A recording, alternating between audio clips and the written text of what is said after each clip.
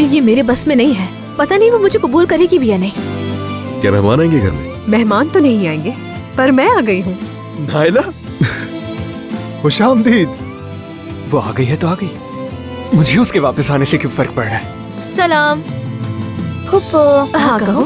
फुप्पो कह रहा है तो यानी मुझे बुला रहा है। नायला, हम तुम्हें कुछ बताना चाहते हैं। मैंने महानूर फुप्पो को आवाज दी थी।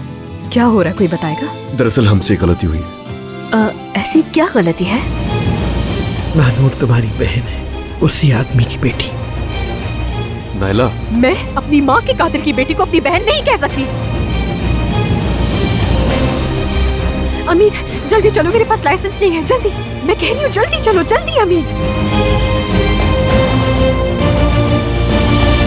ये मोहब्बत बदुआ बन गई है, ये सजा